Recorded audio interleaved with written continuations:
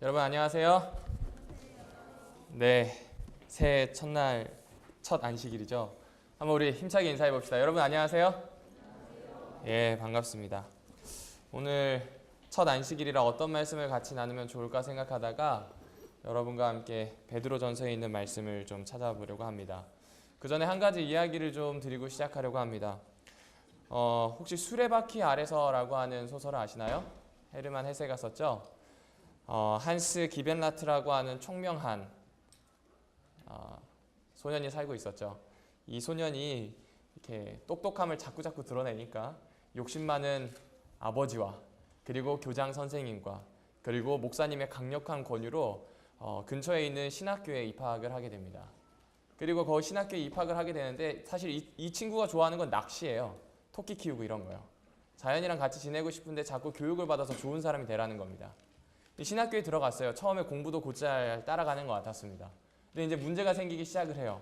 신학교가요, 너무 이렇게 소위 이야기하면 사람을 괴롭히는 거예요. 규율도 강하고요, 해야 되는 것도 많고요.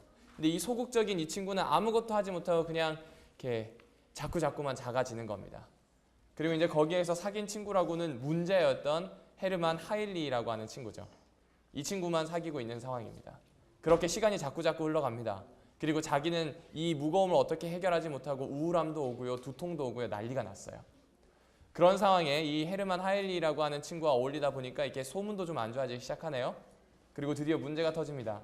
헤르만 하일리가 학교를 떠나려고 시도를 하다가 선생님한테 붙잡혀서 퇴학 처분을 당하게 됩니다. 함께 지냈던 유일한 친구가 나가게 되니까 이 친구가 너무 마음이 아팠어요. 그래서 시름시름 앓다가 병이 걸려서 다시 고향으로 돌아가죠. 그리고 고향에 돌아가서 뭐라도 일을 해야 되겠다 싶어서 시계공이었던 아저씨 집 밑에서 일을 하기 시작합니다. 사람들은 놀려먹기 시작을 했어요. 신학교 대장장이. 신학교를 나왔는데 정말 좋은 일을 하지 않고 그냥 시계나 만드는 기술자로 있다고 해서 사람들이 놀리기 시작한 겁니다. 이렇게 마을 사람들의 냉대도 있었고요. 또 연애를 했는데 실패를 했어요. 그냥 여자에게 희롱당하다 끝났어요. 자기 삶이 너무나 그런 거예요. 그래서 한날은 술을 마시고 길을 걷다가 강물에 휩쓸려 들어가게 됩니다. 근데 이게 자살인지 아니면은 뭐 실족인지는 알지 못해요. 중요한 건 다음날 시체가 떠올랐다는 거고요. 그걸 보고 사람들은 이렇게 얘기했어요. 아, 이렇게 갔구나. 하지만 시계공이었던 아저씨는 이렇게 얘기하죠. 이 한스를 죽인 사람은 교장 선생님과 그의 가족들이라고. 그들도 똑같은 공범이라고 하면서 이 이야기가 마무리되게 됩니다. 이 이야기에서 저에게 가장 와닿았던 구절이 하나 있어요. 지치면 안 돼. 그러면 수레바퀴 밑에 깔리게 될지도 모르니까. 인생이라고 하는 수레를 몰고 있는데 그 수레를 몰고 있는 이 친구에게 이 수레바퀴에 언제 깔릴지 모른다라고 하는 공포감, 그리고 그것을 보고 있는 위태위태함을 사람들이 같이 이야기하는 겁니다. 한 소년이 지금 생의 수레를 끌고 있는 거예요. 수레에는 꿈, 사랑, 기쁨의 보따리가 아니라 권위, 그리고 제도, 명예, 시험, 욕망 이런 보따리들이 가득 차게 된 겁니다. 그리고 두통과 신경쇠약을 앓다가 이 친구는 그렇게 가게 된 겁니다. 자신에게 있어서 마지막으로 위로해 줄 수 있는 것이 죽음이라고 생각했는지도 모르겠어요. 여러분에게도 다 인생의 수레를 가지고 계시죠? 아마 여러분의 마음의 수레에는 이것저것이 실려 있을 줄 압니다. 2016년 새해가 시작이 되었습니다. 이 새해에 여러분의 수레에는 무엇을 싣고 계신가요? 여러분의 마음이라고 하는 수레에 지금 어떤 물건들을 차곡차곡 적재하고 계십니까? 그리고 사람들은요, 내가 가지고 있는 그 수레에 자꾸 말을 해줍니다.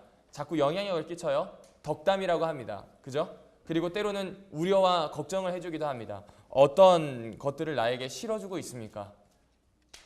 동시에 나 자신 한번 생각해 볼게요. 나도 다른 사람들에게, 특별히 다른 사람의 수레에 무엇을 실어주고 있습니까? 생각해 보게 되는 내용입니다. 우리는 인생을 살아가면서 누구나 짐을 지고 있습니다. 그 짐을 벗어나서 자유로워지고 싶은 것이 사람의 마음이기도 합니다. 나에게 어떻게 이런 아픈 일이, 받아들이기 힘든 일이, 이런 일들이 생기지 않기를 바라는 겁니다. 여러분에게 새해 소망은 무엇인가요? 아마 이 수레의 짐을 가볍게 하는 것, 아니면 더 좋은 짐을 싣고 자랑하면서 이렇게 수레를 끄는 것, 모르겠어요. 각각 있을 줄 압니다. 한스처럼 혹은 한스를 바라보고 있었던 사람들처럼 교육에 매진하기 원하는 것, 좋은 성적일 수도 있을 거예요. 오늘 우리에게 참 던져지는 질문이 많은 책입니다. 새해에 여러분이 무엇을 소망하고 계신가요? 그리고 여러분의 인생의 수레에 깔리지 않고 그 수레를 잘 끌기 위해서 여러분은 마음이라고 하는 수레에 무엇을 실어야 하겠습니까? 오늘 이 질문에 대한 대답을 베드로전서 4장 7절에서 찾으려고 합니다. 가지고 계신 성경책 베드로전서 4장 7절에 있는 말씀을 제가 읽어드리겠습니다. 만물의 마지막이 가까웠으니 그러므로 너희는 정신을 차리고 근신하여 기도하라. 성경은 이렇게 이야기합니다. 무엇이 가까웠다고요? 만물의 마지막이 가까웠답니다. 만물의 끝이 가까웠다라고 표현을 합니다. 만물의 마지막은 없어지는 거겠죠. 아마 모든 기능이 정지되는 걸 것입니다. 제가 지금 제 주머니에 이렇게 휴대폰이 있는데요. 이 휴대폰이 쓸모 있을 때는 언제냐면 배터리가 방전되지 않았을 때입니다. 근데 이 배터리가 방전되게 되면 이 휴대폰은 더 이상 쓸모가 있나요? 없나요? 예, 이게 마지막이고 끝이에요. 이 휴대폰의 가치는 배터리가 있을 때입니다. 만물에도 그 때가 있습니다. 만물이 그 기능을 다할 때가 있답니다. 그것이 정지하기 전까지, 중단되기 전까지 그건 정말 쓸모 있는 일입니다. 그러나 마지막이 점점 가까워온대요. 우리 개인에게도 그렇습니다. 세상 만물뿐만 아니라 나 개인에게도 끝이 다가와요. 그 끝은 무엇이냐면 죽음이에요. 여러분의 삶에서 죽음이라고 하는 문제와 뗄래야 뗄 수 없다는 걸 잘 알고 있을 겁니다. 여기 어린 친구부터 나이가 많으신 어르신에 이르기까지 모든 사람들에게는 죽음이라고 하는 문제는 피할 수가 없는 겁니다. 그래서 이 단어를 보고 있으면, 이 성경 구절을 보고 있으면 좀 마음이 허무하기도 하고요, 아프기도 합니다. 왜 그럴까요? 만물의 마지막이 점점 가까워오는 겁니다.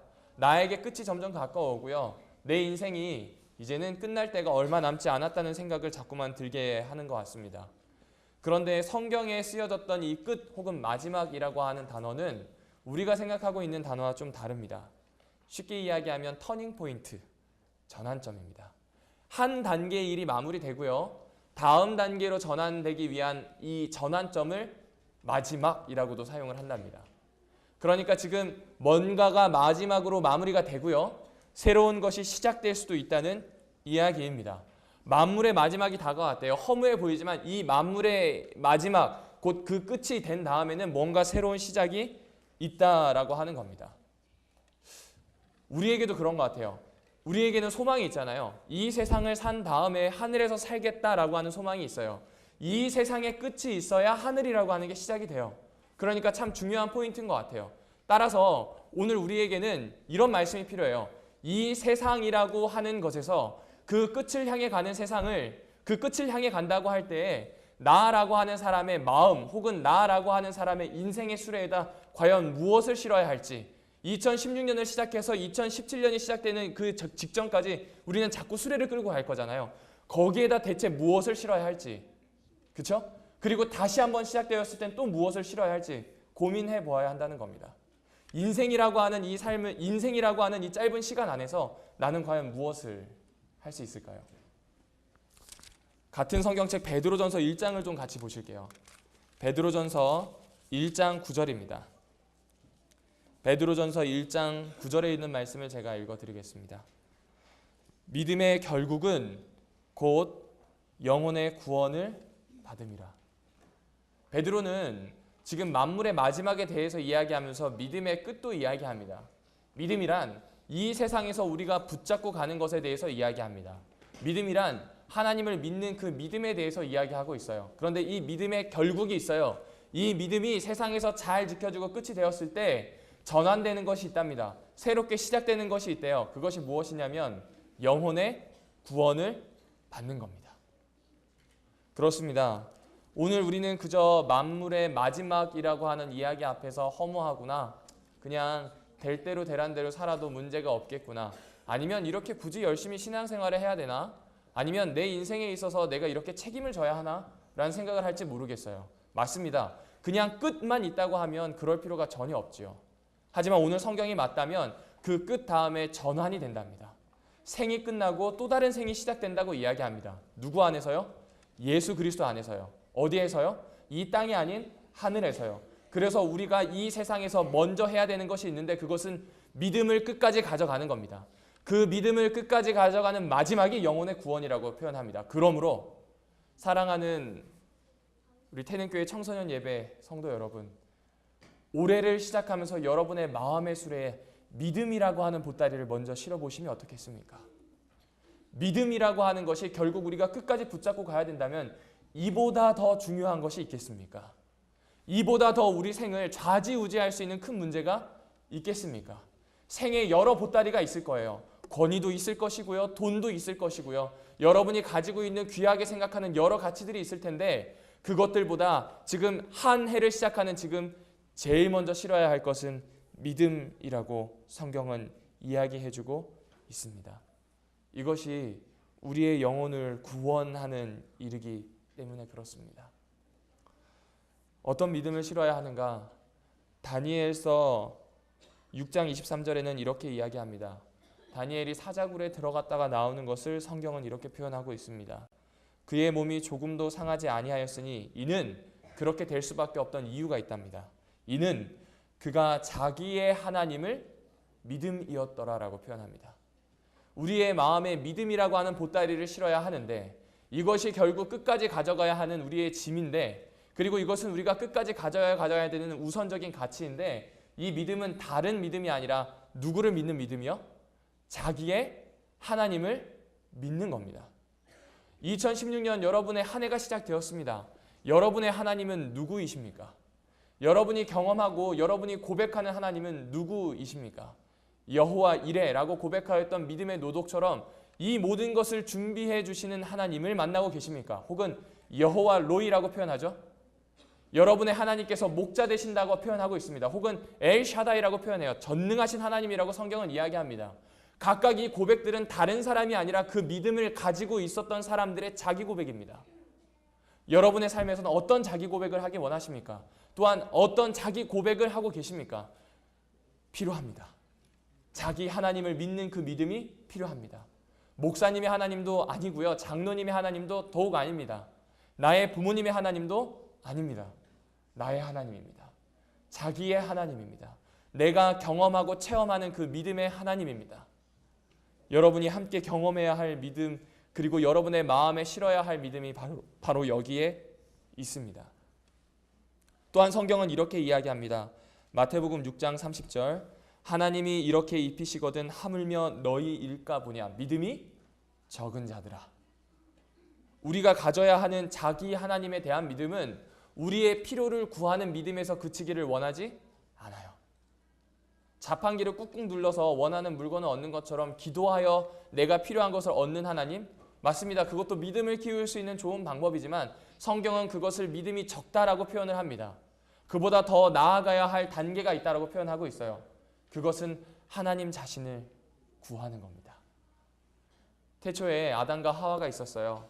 그 아담과 하와는 하나님과 직접 만났습니다. 하나님과 끊어지지 않는 관계를 가지고 있었습니다. 언제든 하나님 혹은 아버지라고 부르면 그분이 나의 앞에 계셨어요. 그리고 그분과 막힘없이 소통하였습니다. 그런데 죄라고 하는 것 때문에 하나님을 잃어버렸어요. 그때 이후로 모든 인류는 오늘날을 살아가고 있는 우리에게까지 똑같습니다. 하나님을 잃어버렸어요. 그러므로 그 하나님 그분 자체를 구해야 해요. 그 구하는 믿음까지 나가야 되는 겁니다. 아직 하나님을 다 이해하지 못하기 때문에 혹은 하나님을 내 방식대로 이해하기 때문에 내가 원하는 것을 들어주는 하나님 구할 수 있습니다. 그것도 믿음의 한 부분이라고 성경은 인정해 주는 것 같기도 해요. 그런데 성경이 인정하는 믿음은 여기에서 머무는 것이 아니라 한 단계 나아가는 겁니다. 자기의 하나님을 찾는 것은 다른 믿음이 아니라 내가 원하는 것을 구하고 얻는 거기에서 그치는 그런 믿음이 아닌 겁니다. 하나님 자체를 구할 수 있는 그 믿음으로 나아가기를 원하는 겁니다. 또한 성경은 이렇게 이야기하고 있습니다. 마태복음 9장 2절입니다. 예수께서 그들의 믿음을 보셨답니다. 중풍병자를 메고 왔던 그 사람들의 믿음을 보셨답니다. 예수 그리스도께서 원하시는 그 믿음은 그들의 믿음입니다. 중풍병자가 아팠을 때 중풍병자가 낫고자 하는 그 믿음도 중요했지만 예수님께서 주목하신 것은 그 중풍병자를 데려왔던 그들의 믿음입니다. 왜 그들의 믿음에 주목하였을까요? 그들은 믿음을 발휘하고 있었기 때문에 그래요. 그들은 아직 만난 적 없지만 예수에게 데려가면 내 친구, 내 사랑하는 가족이 낫겠다라고 하는 그 마음이 있었던 겁니다. 동시에 이들의 마음속에는 예수 그리스도에게 데려가면 낫겠다라고 하는 마음뿐만이 아니라 이 친구를 사랑하는 마음이 누구보다 컸던 겁니다. 성경은 그러한 믿음을 다른 분이 아니라 예수님께서 보신다라고 표현합니다. 하나님을 구하는 사람, 하나님을 구하는 믿음을 가지고 있는 사람은 그들의 친구들을 사랑합니다. 그리고 그들의 친구를 하나님께 데려가게 되면 낫게 된다고 하는 그들의 믿음을 발휘하는 것입니다. 결국 이런 일이 일어납니다. 요한복음 12장 21절입니다. 나사로 때문에 많은 유대인이 가서 예수를 믿음이러라. 그런 믿음을 가지고 있는 한 사람, 그런 믿음으로 나를 변화시켜가는 그 한 사람 때문에 성경은 많은 유대인들, 많은 나의 민족들, 많은 나의 친구들, 많은 나의 이웃들이 예수 그리스도를 발견하고 믿게 된다라고 표현을 하고 있습니다. 이런 과정을 통해서 나아가는 믿음의 끝을 바울은 이렇게 표현합니다. 로마서 1장 17절입니다. 복음에는 하나님의 의가 나타나서 믿음으로 믿음에 이르게 하나니 기록된 바 오직 믿음은 의인으로 말미암아 살리라 함과 같으니라. 이렇게 예수 그리스도를 발견하게 되게 할 때 믿음에서 믿음으로 나아가게 한다고 합니다. 믿음에서 믿음으로 나아가는 귀한 장면은 아무래도 출애굽한 이스라엘 백성이 아닐까 합니다. 출애굽한 이스라엘 백성들에게 하나님께서 보여주신 놀라운 광경이 있었는데 그것은 홍해라고 하는 것을 건널 때입니다. 홍해가 보여요. 아직 닫혀 있습니다. 건널 수 없어 보이는 그곳이에요. 근데 그곳을 모세를 통하여 하나님이 열어 놓으셨습니다. 그리고 너희들이 지나갈 때까지 닫지 않으시겠다 말씀하셨어요. 그러니까 지금 보여주신 그곳, 하나님께서 역사를 일으키신 그곳을 건너가는 그 일이 필요한 겁니다. 거기에 그들의 믿음을 발휘해야 합니다. 그런데 요단을 건널 때를 보십시오. 요단을 건널 때에는 봄철이라 홍수가 나 있었던 상황입니다. 발을 잘못 넣기만 해도 쓸려갈 수 있는 그런 상황이에요. 이번에 하나님께서 열어주지 않으셨어요. 광야 40년의 훈련을 통하여 그들은 이제 자신의 발을 그 센 물살 속에 넣어야 하는 겁니다. 물살 속에 넣게 되었을 때 하나님께서 열어주시는 겁니다. 믿음이 발휘되는 겁니다. 보여주시는 곳을 나아가는 믿음에서 보지 못한다 할지라도 믿고 나아가는 믿음으로 바뀌게 된 겁니다. 나의 믿음에서 지금 성장하게 되는 결국, 믿음의 결국이 있는 겁니다. 계시록에선 이것을 예수 믿음이라고 표현합니다. 그렇습니다. 오늘 우리는 믿음의 결국을 품어야 합니다. 믿음이라고 하는 보따리를 가지고 이 새해를 시작해야 됩니다. 믿음이라고 하는 것을 가지고 내 삶의 전환점을 삼고 생의 마지막까지 지켜야 합니다. 그것이 우리에게 있는 우선순위입니다. 그 믿음은 자기 하나님을 찾는 믿음, 그 믿음은 적은 믿음이 아닙니다. 하나님 그분 자신을 구하는 믿음, 그 믿음은 그들의 사람을 사랑하는 믿음, 그들의 믿음을 가지고 다른 사람이 아닌 이 사람을 예수 그리스도께서 구원하시겠다고 하는 놀라운 믿음, 그리고 그 믿음은 보여주신 기적을 통해 나아가는 믿음이 아니라 보여주지 않으셨다 할지라도 건너고자 하는 그 믿음, 그것이 오늘 우리에게 필요한 믿음입니다. 엘렌 화이트는 이렇게 표현합니다. 믿음을 발휘하는 것보다 더 빨리 그 믿음을 고치시키는 것은 없다. 인생이라고 하는 수레를 끌 때 지치지 않아야 한다. 그래야 수레바퀴 아래 깔리지 않는다. 그래서 여러분이 채워야 할 것이 너무나 많다. 체력도 채워야 하고 지식도 채워야 하고 직장도 채워야 하며 연애하며 결혼할 것도 우리에게 해야 되는 과업들이 너무나 많아 보입니다. 맞습니다. 그렇습니다. 그거 지치지 않아야 합니다. 다 담아낼 수 있어야 합니다. 하지만 성경은 그 모든 것을 너끈히 이겨낼 수 있는 것을 단순히 거기에 집중하는 것이라고 표현하지 않아요. 믿음이라고 표현하고 있습니다. 하나님을 구하는 그 믿음의 능력이 있다고 표현합니다. 그리고 그 믿음을 발휘하는 것이 우리의 믿음을 더 성장하게 하는 것, 믿음의 결국으로 나아가게 하는 것이라고 우리에게 자꾸 들려주고 있습니다. 사랑하는 청소년 예배 우리 식구 여러분, 오늘 만물의 마지막이 가까워 왔을 때 그 가까움을 보고 그저 내가 할 수 있는 최선을 다해 준비하는 다른 일들을 하는 것이 아니라 하나님께서 허락하여 주시겠다고 하시는 그 약속을 믿고 이 믿음에 집중해보지 않으시겠습니까? 16년을 시작할 때 다른 것이 아니라 예수 그리스도를 믿는 그 믿음을 키우겠다고 하는 것을 가장 큰 목표로 삼아보지 않으시겠습니까?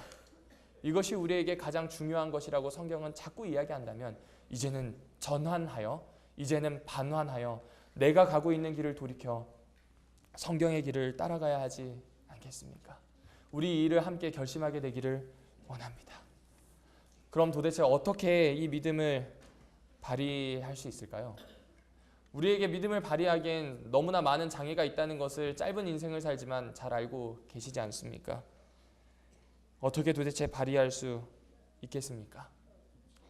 로마서 13장 11절에는 결국 그 믿음의 결국을 통해 얻게 되는 구원에 대해서 이렇게 표현하고 있습니다. 또한 너희가 이 시기를 알거니와 자다가 깰 때가 벌써 되었나니 이는 이제 우리의 구원이 처음 믿을 때보다 가까웠음이니라. 자다가 깰 때가 되었답니다. 믿음의 결국, 믿음을 지켜낼 수 있는 귀한 방법은 잠을 자다가 깨는 일이 필요하다는 겁니다. 자다가 깨는 거 쉽지가 않습니다. 아마 아침에 일어나서 생을 시작하는 것이 쉽지 않다는 걸 우리 학생 여러분들과 청년 여러분들은 공감하실 겁니다. 그런데 그렇게 해야 되는 이유가 있습니다. 자다가 깨야 되는 이유는 처음 믿을 때보다 더욱 가까워진 겁니다. 성경은 예수 그리스도께서 곧 오신다라고 이야기합니다. 이 곧 오신다라고 하는 이야기가 2000년 동안 지속되다 보니 사람들은 마음이 지칩니다. 특별히 오늘날을 살아가는 우리도 지치지 않습니까? 저희 부모님이 늘 하셨던 이야기는 내가 죽기 전에 예수님이 오실 텐데입니다. 그리고 너가 대학 들어가기 전에 예수님이 오지 않으실까라고 이야기도 하셨어요. 근데 저는 벌써 대학을 졸업하고요. 대학원까지 졸업을 하고요. 나이가 30이 되어서 이제는 어쩔 수 없는 기성세대가 되어 버리고 있습니다. 저도 그 이야기를 30년 동안 듣다 보니 과연 오실까? 오시기는 할까? 라는 생각이 가끔 들기도 해요. 지치는 겁니다. 근데 오늘 성경은 이렇게 표현합니다. 처음 믿을 때보다 더욱 가까워진 겁니다. 처음 믿을 때, 내가 처음 믿는 그 순간보다 가까워진 겁니다. 성경은 그 종말을 전체적으로 이야기하기도 하지만 오늘 우리 개인에게도 문을 두드리면서 이야기합니다. 우리가 처음 믿을 때보다 예수 그리스도 오실 때가 점점점 가까워지는 겁니다. 우리가 처음 믿을 때보다 나의 마지막이 새롭게 전환되어 하나님과 살아가게 될 그 시간이 점점점 가까워지고 있다고 이야기해주고 있습니다. 그러므로 믿음을 발휘하기 위해서 자다가 깨어야 된다고 이야기합니다. 자다가 깨기 힘든 이유는 딱 한 가지입니다. 게으름입니다. 우리가 가지고 있는 신앙의 가장 큰 적은 게으름입니다. 물론 일상에서의 게으름도 있지만 이 게으름은 다음 이야기를 통해서 이렇게 표현될 수 있는 것 같습니다. 이스라엘에 한 농부가 살고 있었어요. 이 농부가 추수 때가 다 되었습니다. 그런데 그날따라 너무 졸린 겁니다. 그래서 조금 더 자자, 한 10시쯤 나가서 일을 하자라고 합니다. 잠을 자고 일어났는데 11시인 겁니다. 근데 여전히 피곤해요. 조금 더 자자. 오후에 나가서 일하면 되겠지? 눈을 떴더니 3시입니다. 그래, 내일 일하자. 또 다른 이야기가 있습니다. 한 남자가 집에서 잠을 자고 있었는데 부시럭부시럭 거리는 소리가 나요. 보니까 지금 도둑이 담을 넘으려고 하는 겁니다. 담을 넘으려고 하네? 너무 졸려요. 조금만 더 자자. 담 넘어오면 그때 해결하자. 도둑이 살그머니 담을 넘어서 왔습니다. 그리고 담을 넘어온 다음에 마당을 밟았습니다. 마당을 밟았네? 안 되는데. 그래, 집 문까지 오면 그때 해결하자. 왜요? 나는 너무 졸리니까. 드디어 집 문을 따는 소리가 들립니다. 찰컥찰컥 하더니 문이 열려요. 그리고 들어옵니다. 집까지 들어왔네? 너무 졸리네. 그래, 여기 근처에 오면 그때 해결하자. 발자국 소리가 들려요. 안방으로 들어갑니다. 안방까지 갔네? 너무 졸리네. 어떡하지? 그래, 나올 때 잡자. 도둑이 안방에 있는 모든 귀중한 물건을 가지고 나갑니다. 나가네. 다음에 또 오기만 해봐라. 게으름이라고 하는 것은 이런 모습입니다. 게으름은 자꾸 타협을 합니다. 게으름은 자꾸 다음으로 미룹니다. 게으름은 그 다음이 있을 것이라고 생각하는 데서부터 어쩌면 생기는지도 모르겠습니다. 믿음을 발휘하는 일에 근면해야 합니다. 성경은 정신을 차리고 근신하라고 표현합니다. 건전한 판단력을 가지고요. 건전한 판단력을 가지고 무언가에 취한 상태가 아니라 똑똑한 정신으로 지금 살아가기를 요청하는 겁니다. 성경은 우리가 가지고 있는 이 믿음을 발휘하기 위해서 우리에게 자꾸 요청하는 것이 근신하는 것, 게으르지 않는 것을 요청하고 있습니다. 사랑하는 청소년 예배 식구 여러분, 오늘 우리의 믿음을 나의 마음의 수레에 싣고 그리고 그 믿음을 발휘하기 위해서 성실하게 해보지 않겠습니까? 특별히 마태복음 4장 7절에 나오는 것처럼 근신하여 깨어 기도하는 겁니다. 기도하는 그 일만큼 믿음을 강하게 하는 일이 없습니다. 하나님을 구하는 그 기도에 여러분을 집중시키는 겁니다. 한 해의 소망을 두고 하나님께서 다른 사람이 아니라 나에게 주시는 비전을 달라고 간절히 구하는 겁니다. 꿈도 없고 희망이 없는 인생은 죽은 것과 같다라고 표현합니다. 꿈이 없는 인생은 아무리 나이가 어리다 할지라도 젊음을 박탈당했다라고 사람들은 이야기합니다. 그러므로 하나님께 나의 꿈을 구하는 겁니다. 그러므로 하나님께서 나의 삶을 이끌어 가시기를 자주자주 말씀을 드리는 겁니다. 그 기도를 통하여 여러분의 믿음을 강하게 하기를 성경은 권면하고 있습니다. 오늘 이 권면이 저와 여러분에게 함께 적용되기를 원합니다. 새해를 시작한 우리의 삶 속에서 하나님의 말씀을 쫓아 믿음을 향해 나아가는 겁니다. 근면하는 겁니다. 게으르지 않게 규칙적으로 성실하게 정한 시간에 하나님께 기도 드리는 것, 그 믿음을 발휘하는 것, 이 일에 여러분을 사용해 보지 않으시겠습니까? 다니엘은 뜻을 정하여 10일간 기도하였다라고 합니다. 어쩌면 우리에게도 기도를 이어갈 수 없다면 다니엘처럼 시간을 정해보고 기도해보지 않으시겠습니까? 뜻을 세우고 그 기한이 이를 때까지 과연 하나님께서 어떻게 응답하시는지 그 결과와 그 과정을 하나하나 살펴보면서 나의 믿음을 발휘하면서 그 믿음을 고취시켜보지 않으시겠습니까? 오늘 베드로는 우리에게 이런 귀한 권면을 주고 있습니다. 우리에게 주어져 있는, 우리에게 발휘할 수 있는 모든 능력을 이 일에 함께 쏟아붓기를 원합니다. 또한 성경은 여기에서 머물게 하지 않습니다. 한 발짝 더 나아가게 합니다. 4장 8절입니다. 무엇보다도 열심으로 서로를 어떻게 하라고요? 사랑하라라고 표현합니다. 다시요. 무엇보다도 서로 열심으로 어떻게 하라고요? 사랑하라는 겁니다. 이 내면에 있는 짐을, 이 내면에 있는 믿음의 보따리를 싣는 것만큼 중요한 겁니다. 무엇보다도라고 이야기하고 있잖아요. 지금 제일 먼저 해야 되는 거예요. 그것은 무엇이냐면 서로 사랑하는 겁니다. 왜 서로 사랑하여야 할까요? 예수님이 명령하셨으니까요. 맞습니다. 그런데 잘 생각해 보세요. 사람이 급하면 사랑하기가 쉽지 않습니다. 제가 자주 겪는 일인데요. 집에서 이렇게 준비를 하고 있으면 가끔 학생들이 찾아옵니다. 그런데 마감 기한이 있는 어떤 일을 하고 있을 때 학생들이 말을 겁니다. 전도사님 이거 먹어도 돼요? 전도사님 요거 해도 돼요? 전도사님 이런 거 해도 돼요? 자꾸 물어봐요. 그러면 옛날 같으면 장난칩니다. 안 돼. 아 먹어. 괜찮아. 아니면 이렇게 하면서 아이들과 교감을 하는데 그럴 때는 교감이 안 돼요. 먹어. 야 좀 조용히 해봐. 나 이거 좀 해야 돼. 전혀 지금 무엇이 표현이 안 된다면 사랑이 표현되지 않은 거예요. 임박한 일이 다가오게 되니까 사랑을 표현하는 것이 너무나 어려워지는 겁니다. 그렇습니다. 우리에게 있어서 만물의 마지막이 가까워옵니다. 우리에게 있어서 마감 기한이 가까워옵니다. 우리에게 있어서 끝이 다가오고요. 전환해야 되는 시점이 오기 때문에 마음이 급할 수도 있습니다. 그러나 그럴 때일수록 성경은 무엇을 잃지 말아야 된다고 이야기하냐면 믿음을 유지하는 것만큼, 그 믿음을 유지하는 것만큼 중요한 것이 사랑하는 거라고 표현합니다. 그냥 사랑하는 것이 아니라 열심으로 사랑하라는 겁니다. 계시록 3장에 보면 라오디게아 교회에 대해서 이야기합니다. 라오디게아 교회에 주는 징계와 책망은 다른 것이 아니라 열심을 내라는 겁니다. 덥지도 않고 뜨겁지도 않고 그저 그렇게 미온적으로 대합니다.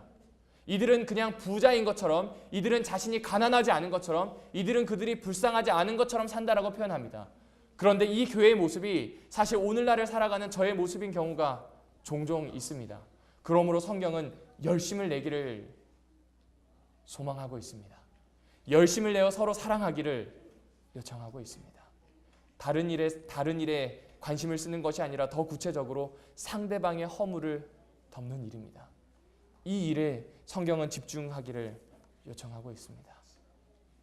사랑하는 청소년 예배 식구 여러분, 상대방의 허물을 덮는 일은 그렇게 쉽지는 않습니다. 이것은 뜨겁게 사랑해야 하는 일, 열심을 내어야 하는 일입니다. 왜냐하면 이것은 나에게 받아들여지지 않는 일이기 때문에 그렇습니다. 조금 더 쉽게 표현해 보겠습니다. 지금 제 얼굴을 보셔서 알겠지만 여드름 자국이 정말 많습니다. 저는 여드름을 달고 살았습니다. 고등학교 3학년 때까지요. 그런데 이 여드름을 이렇게 이렇게 관리하다 보면요, 꼭 하나씩 덧납니다. 뾰루지라고 하죠. 안에 이제 농이 차기 시작하고요, 주변이 벌겋게 성이 납니다. 이게 왜 그런지 아세요? 균이 들어온 거예요. 균이 들어오니까 우리 몸에선 자기 자신이 아닌 이 균을 어떻게든 해결하기 위해서 열을 내면서 지금 나름 치료를 하려고 애를 쓰는 겁니다. 그리고 이게 다 끝나잖아요. 다 끝나고 나면 이게 가라앉아요. 그리고 그때 톡 하면 이게 톡 튀어나옵니다. 그렇죠? 상대방을 품는 일이 그만큼 어쩌면 역겨울 수 있습니다. 상대방을 품는 게 그만큼 어려울 수 있는 일이에요. 그렇기 때문에 열심을 내고 열을 내야 합니다. 더욱 품어야 해요. 나와 맞지 않는 것을 더 품기를 성경은 요청합니다. 특별히 다른 것이 아니라 큰 죄도 아니에요. 허물입니다. 그가 가지고 있는 작은 어쩌면 정말 미비할 수 있는 그 허물을 품기를 요청하는 겁니다. 오늘 새해에 우리의 수레에 다른 것을 싣기로 결심하지 않고 주님이 주시는 그 믿음, 자기 하나님을 믿는 그 믿음과 형제를 사랑하겠다라고 하는 그 정신, 이것을 싣는 일에 결심해보지 않으시겠습니까? 이 안식일, 어쩌면 이 말씀이 무겁게 느껴질 수도 있을 겁니다. 이 안식일, 어쩌면 이것이 먼 나라 이야기처럼 느껴질 수도 있겠다는 생각이 듭니다. 하지만 오늘 우리 앞에 있는 이 전환의 순간, 한 해가 바뀌는 이 순간, 우리에게 이러한 준비가 먼저 되어야 하지 않겠습니까? 베드로가 이야기하고 있는 것처럼 이 일에 욕심을 내는 사람, 이 일에 집중하는 사람, 이 일에 도전하는 사람이 되기를 원합니다. 믿음의 결국 성실하게 뜻을 세운 기도와 먼저 실은 믿음에 따라 그 때가 가까워질수록 사랑하기를 연습하는 그러한 모습이 오늘 우리의 모습이 되기를 원합니다. 한 분의 이야기를 소개해드리고 오늘 이야기를 좀 갈무리하려고 합니다. 제가 알고 있는 이 장로님은 늘 때가 탄 파카를 입고 계십니다. 버는 돈도 그렇게 많지 않으세요. 하는 일이 폐지를 모아서 이렇게 파는 일을 하십니다. 한 달 꼬박 열심히 일하시면 버는 돈이 80만 원, 평균적으로 한 60만 원 정도 됩니다. 그런데 이 장로님이 혼자 사시는데 그 돈을 잘 모아서 어디에 쓰시냐면요, 노숙자들을 위해서 쓰세요. 우리가 보기엔 노숙자들 그저 음식만 먹고 가고요. 그리고 자기 생애에 대해서 그렇게 열이나 아니면 열심히 없기 때문에 밑 빠진 독에 물 붓는 것 같지만 이 장로님은 그 일에 최선을 다하시는 겁니다. 그저 내가 이들보다 조금 더 낫고 그저 내가 이들보다 조금 더 따뜻한 곳이 있기 때문에 라고 이야기하세요. 그런 단순한 이유로 이 사람들을 돕기 시작한 지 30년이 되었습니다. 그런데 그 노숙자들 중에서 많은 사람들이 그 장로님 때문에 삶을 회복했습니다. 빚을 지고 신용불량자로 노숙을 하면서 숨어 있었던 사람들이 다시 한 번 더 일어서게 되었고요. 돈을 갚게 되었고요. 다시 자신의 번듯한 사업체를 가지게 되었습니다. 한결같이 그분들이 하는 이야기가 무엇이냐면 그 장로님을 만나지 않았다면, 그분의 사랑을 만나지 않았다면, 그분의 마음을 느끼지 못했다면 이런 일이 없었을 것이라고 표현을 하는 것을 듣게 되었습니다. 사실 그 모습을 보면서 너무 부끄러웠습니다. 학생 시절이었기 때문에 아르바이트를 하면서 다니는 제 모습이 너무나 힘이 들었고 내가 굳이 이렇게 해야 하나? 라는 생각도 들었습니다. 때로는 일이 너무 많아져가지고 밤 늦게까지 하고 있을 때는 무엇을 위해 이렇게 하나? 불평을 많이 했던 것 같아요. 그런데 이 장로님을 보니 자기보다 더 못한 사람들에게 자신이 할 수 있는 최선을 다하는 그 모습이 저에게는 잊을 수 없는 감동으로 남아 있습니다.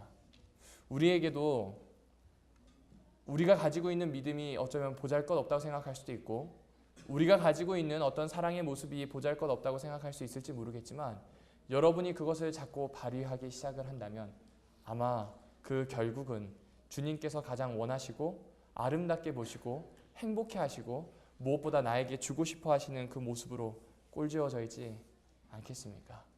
오늘 이 새해 첫 안식일 믿음을 가지는 일과 서로 사랑하는 일을 함께 결심하게 되기를 원합니다.